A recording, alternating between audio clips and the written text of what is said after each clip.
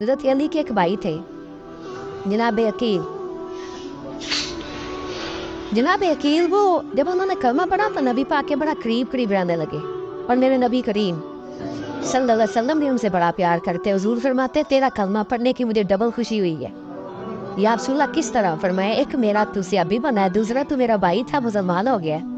حضور بڑا پیار کرتے. اب یہ محبت جو ہوتی ہے نا، اس میں دوڑ بھی لگتی ہے اور یہ بری نہیں ہوتی، یہ دوڑ بڑی اچھی ہوتی ہے. حضرت عقیل اب قریب رہنے لگے.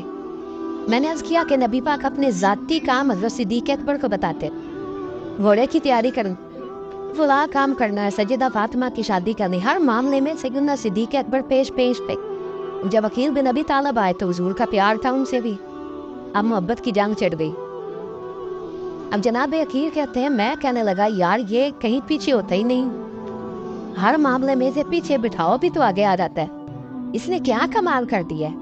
کہتے ہیں آہستہ آہستہ نا میں جوان تھا، ابھی نوجوانی کا عالم تھا، تو وہ خاص پہلو میں سمجھنے سے ابھی قاصر تھا. تو جو ہے آپ کی کہتے ہیں ایک دن نا بڑی باتوں میں حضور فرماتے ہیں ابو بکر میرا گھوڑا تیار کرو. تو کہتے ہیں میں دوڑ. کہتا تو چھوڑ میں کرتا ہوں. کہتے ہیں مجھے چپ کر جاتے. کتنی جگہ پر مجھ سے بن سکا میں نے روکا. حضرت صدیق اکبر بولے، کہتے ایک دن نا مسجد کی پہلی صف میں بیٹھا تھا. میں نے پیچھے جی میں بھی کہا تھا اگے ہو بوے یہ پہلو آئے، یہ حکم ہے نا حدیث میں، پہلے آئے ہو آگے بیٹھ جائے. گدنے پلانوں نے منع کیا. کہتے ہیں ابو بکر صدیق توجہ ہے آپ کی، ان کی عادت تھی کہ جمعے والے دن مسجد کی صفائی کرتے اور صفائی کر کے سب سے آگے بیٹھ جاتے. بعد ذرا میں نے قریب ہو کے سن دی، پاس بیٹھ جاتے. عقیل میں نبی طالب کہتے ہیں میں بھی آیا سیدنا صدیق اکبر، اور مجھے کئی دنوں سے جلال تھا کہ یہ پیچھے ہوتا ہی نہیں.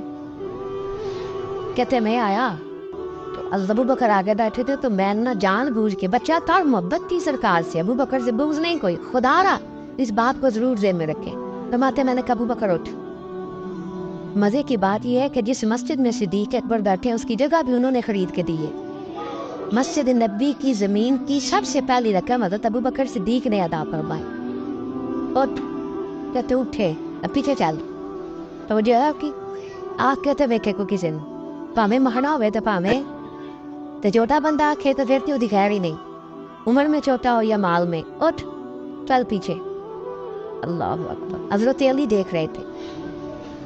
کہتے ہیں سیدنا صدیق اکبر اٹھے، پچھلی صف میں کھڑو سے پچھلی صف میں، کھڑو سے پچھلی صف میں، 7ویں صف میں پہنچ گئے اور وہاں ہاتھ باندھ دیے. کہنے لگے شہزادے اجازت دے تو یہاں بیٹھ جاؤں، تو رسول اللہ کا خاندان ہے، اجازت دے تو یہاں بیٹھ جاؤں. حضرت عقیل کہتے ہیں بیٹھ جاؤ. حضرت ابو بکر صدیق چپ کر کے پیچھے سے وہی کافی 7ویں صف. شہزادے یہاں بیٹھ جاؤں. میں بیٹھ جا. وہاں بیٹھ گئے، جمعہ پڑھا، سب چلے گئے. حضرت علی حضور کی بارگاہ یا رسول اللہ عقیل کو تو کچھ سمجھائے. حضور نے فرمایا کیا ہوا؟ کہ حضور اکثر ابو بکر صدیق سے یار جاتا ہے، ہاتھ بھی پہلی صف سے اٹھا کے 7ویں صف میں.